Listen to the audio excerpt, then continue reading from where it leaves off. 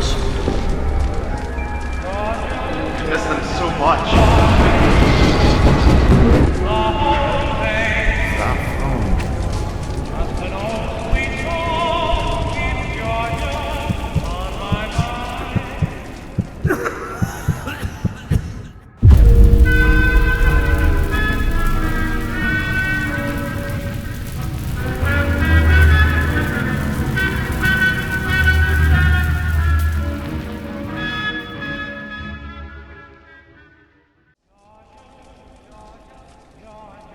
Ignited entry.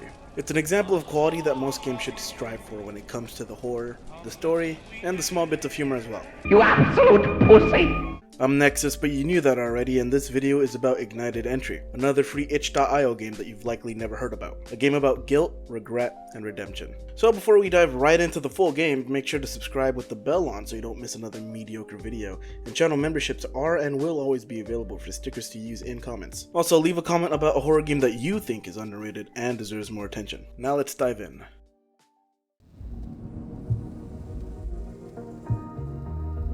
The game begins with a poem. One of our main characters' past and how he failed to save a family, lost in a fire with the guilt that was made to last. Stuck in his room with no one in the halls, soon we get jolted with a familiar call.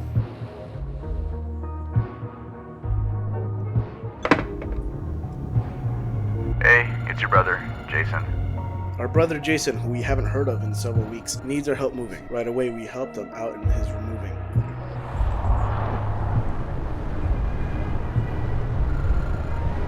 Out in the car, the environment is plain, but the farther we go, the more clues we can pick up on. What was that? What the fuck? Inevitably, we reach the very house we saw burned down to the ground and decide to inspect it. But as dark as it is inside, there's only one thing inside that stands out. What is this?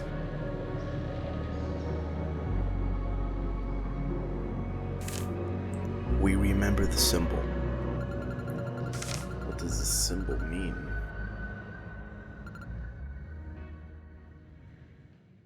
Whoa! What the fuck?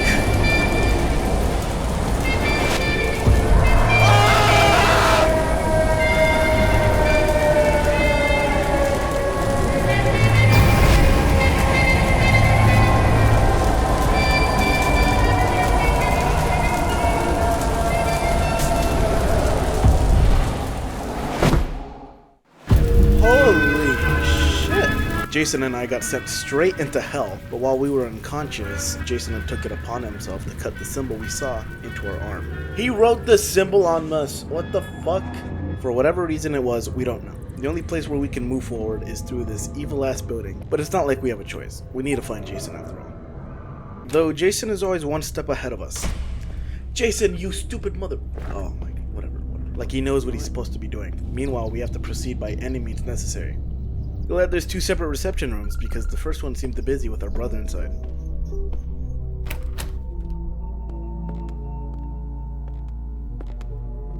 This is trippy.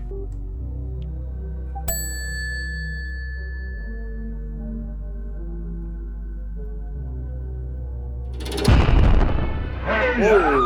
And welcome to... My name's Steve. And I will be your personal AI assistant for today. Please stand still. What the fuck? How strange. This is Steve. He is so very out of place in this game. But honestly, I couldn't imagine playing it without him. He's just a silly guy. Look at him. Pussy. He informs us that he has already met Jason and that despite being alive, we were brought here by someone who was only after the other. But because we're siblings, the matching DNA brought us both in. And we'll have to figure out who is the one summoned here and who can escape this place. We're also given these memory glasses to peek into our own past or someone else's. You'll see just how important this is later.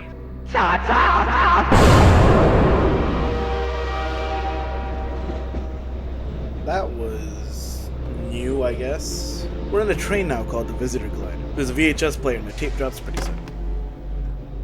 It's a news report on the house fire that killed the family we couldn't save, before ending right as we reach our stop. The community. A house fire has resulted in the loss of 3 lives as it appears to be a sacrificial ritual orchestrated by cults. The victims have been identified as 38-year-old Emily and her 12-year-old son. Tragically, the father also lost his life in the hospital a few days later. I remember those names.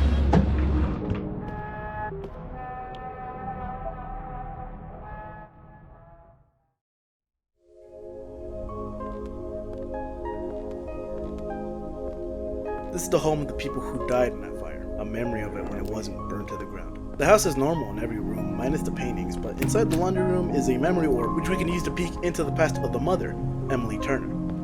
Whoa! 40 uses.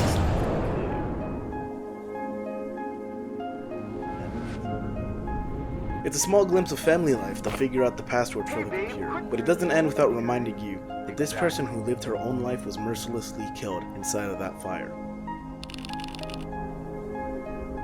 Yeah, she's dead, by the way, if you didn't notice. So that's about 30, almost 40. Burned alive. Oh boy. The environment is slightly different now that it's sunset. It's a little more scary now, but with the computer password we can access only the documents inside. But there's a security question to slow us down. Never mind. You're kidding me. No. No. Yes. Until they get really creepy fast.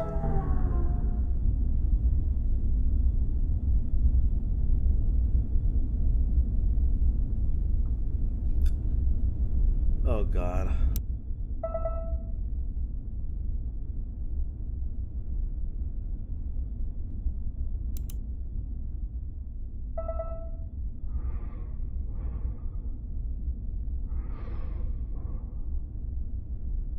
You can hear the heavy breathing right now. Okay, let's see how this goes.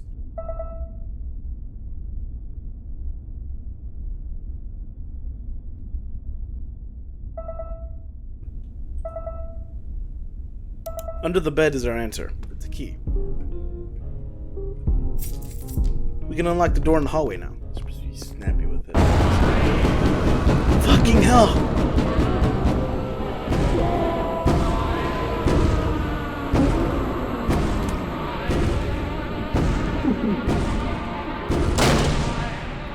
What the fuck is out there now?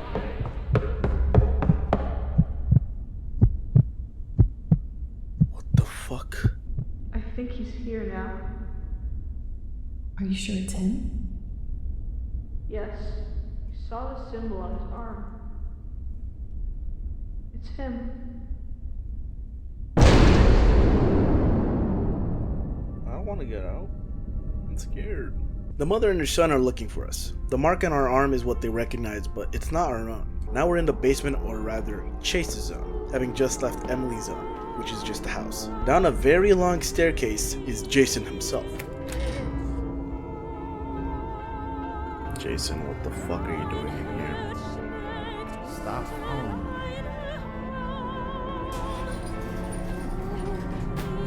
Unfortunately for us, Horror Game 101, we can't leave so easily with the elevator breaking down and needing power. It isn't long before we find another memory orb, but this time in the eyes of Chase.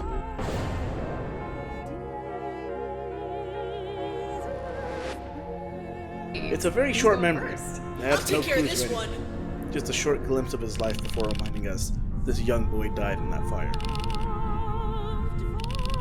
12 years old. With the bubble gone, ahead of us is an arcade machine we can play. We're playing against Chase, however, and as the game goes on, sometimes he'll peek over. Please stop. It's not challenging whatsoever, and our prize for winning is the fuse for the elevator.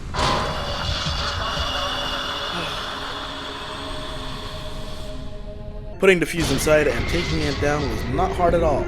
Trust me.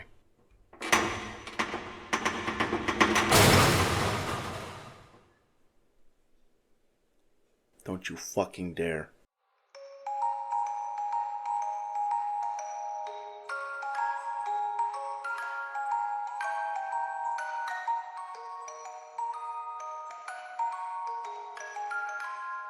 Fucking move! Stop. Please. Oh, thank God. Waking up from the crash, the room is well lit and actually feels safe. We can ring the bell and talk to the receptionist here, but given his wild personality, you can make some assumptions by now. They want me to turn around. And they're gonna loud noise me. I can see it. I can see it from a fucking mile away. Great. You should have seen the look on your face, you absolute pussy. He informs us that someone else inside this place has personally invited us to their aftergrave, and in the next room is a phone call with him before vanishing as per usual. You're a real bitch.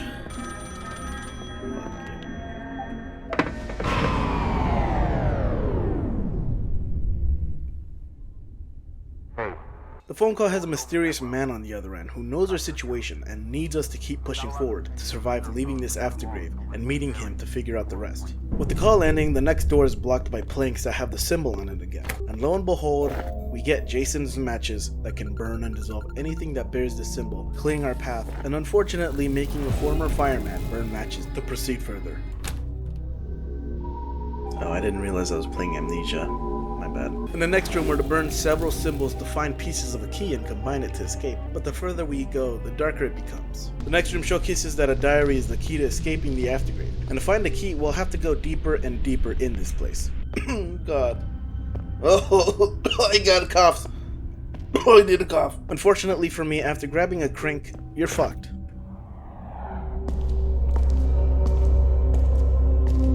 Jason? The shadows? Okay, that's... Guys, please, come on. What the fuck?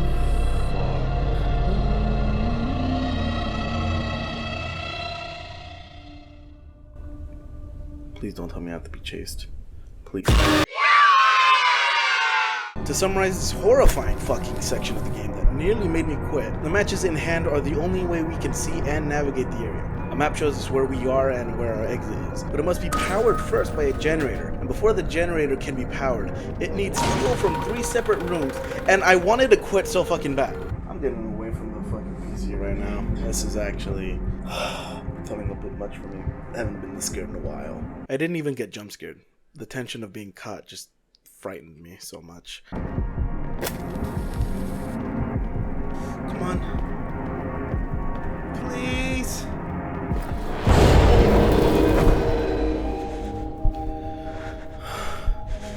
Jesus fucking Christ, please do not put me in a fucking situation like that again. Successfully escaping, we can leave for good now, and upon using the key on the diary, a new door opens. A physical room containing her diary entries for us to listen to and understand. Look, Emily's diary entries show us that despite having died years ago, the burn marks on her and Chase will never disappear. The burn scars still haven't gone away. I don't recognize my little boy's beautiful face, and he doesn't recognize mine either. Her husband isn't with them because he died elsewhere from them. Chase, I miss him so much. And that the receptionist showed her a way to invite people from the real world to here with DNA. And she can only recognize that her killer had a symbol on his arm and that he left his matches in the house as it burned down. With those same matches in hand, we peek in the next memory bubble. The memory of Jason.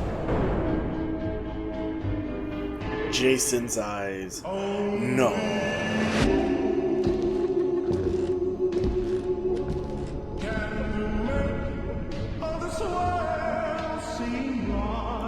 I fucking knew it. This motherfucker. I knew it from the very fucking beginning.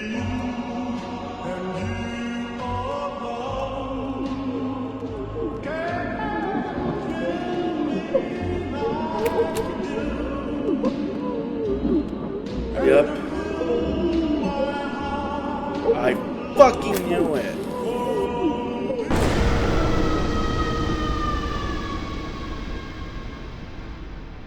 The The symbol on our arm was given to us by Jason so he can frame us as the killer while he gets to escape. And the killings he's done were part of a cult he was a member of.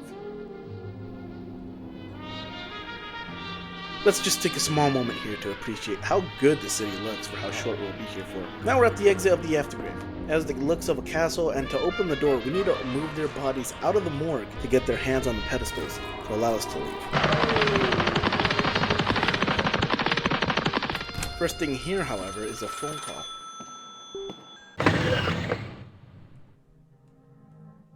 Probably know the truth by now. It's Jason again. The truth is revealed and he knows the family thinks we're him, so they'll try to kill us before we can even escape. But there's no point in backing down now.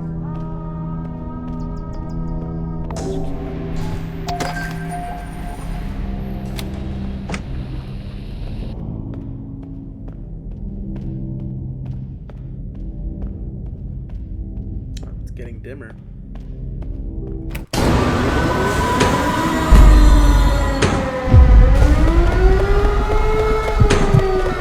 Oh, Jesus Christ. Fucking hell.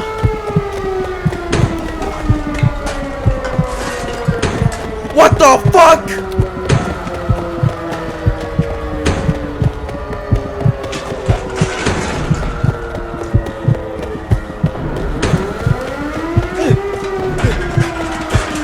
I hate this. Wow. I'm a real bitch for this game.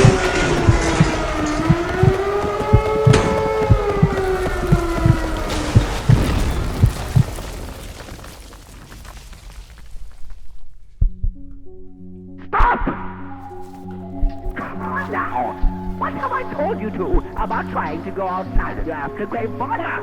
You don't understand. That guy over there, he's the reason why we're here. And what makes you say that?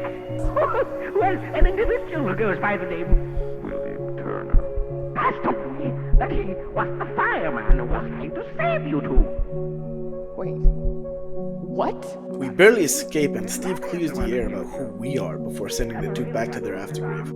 That means I have to send you back to your aftergrave. Ta-ta! Tell him that we're...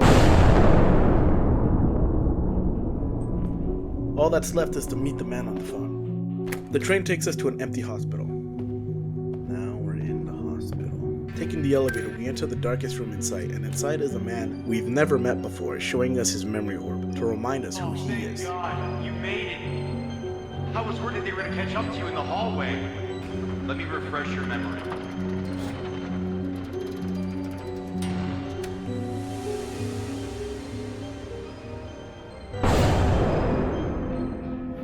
William's eyes.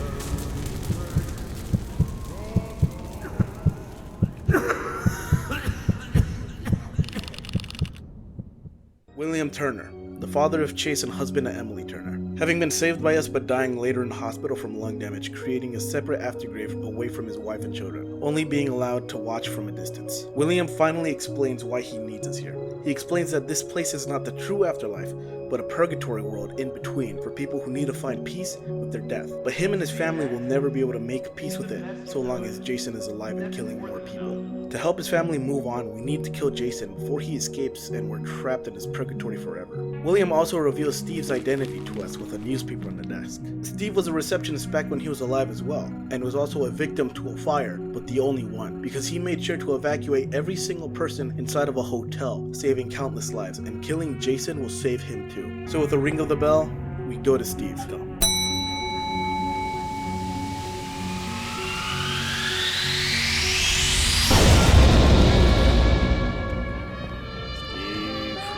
Hello there, bestie. How can I help you today? We let Steve know right from the beginning we can help him, that we know who he was in the past and who killed him, that we can help save his soul from staying here forever.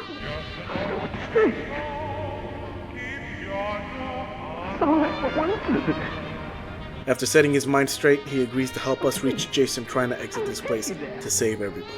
Are you ready to go? Yes. Yes, I am. Okay. Let's go!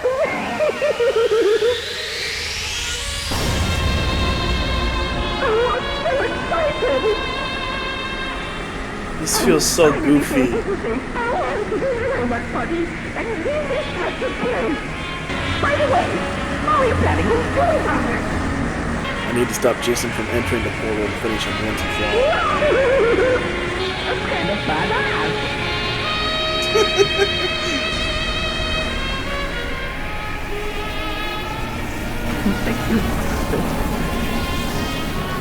I will find you.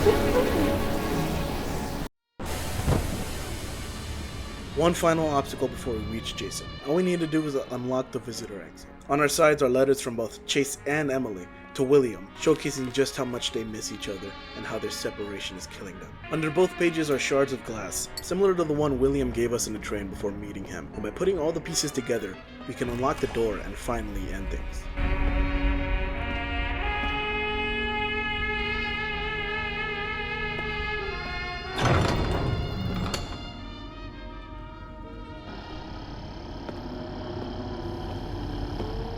Is that you, Jason?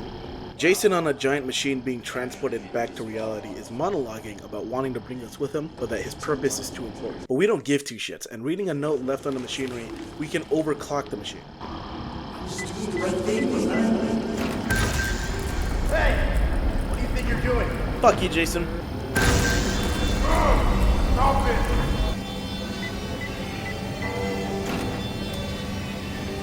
Say goodbye.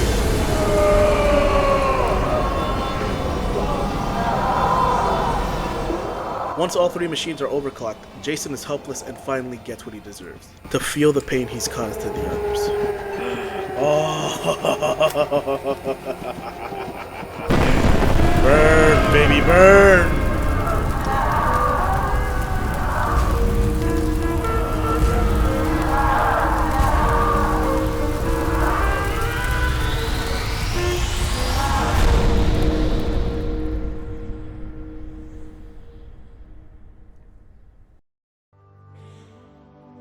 Death Registry. Jason Anderson.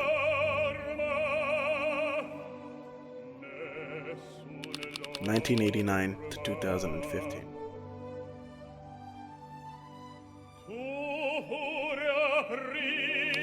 Burned alive.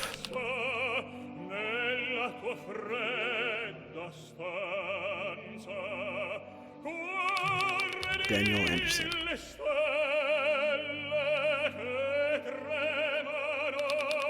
1987 to 2015. Lost his life to save them.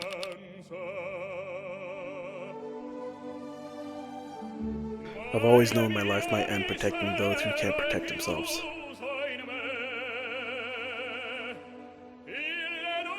If it means to get to hold your loved ones a little longer, then my sacrifice is a small price to pay.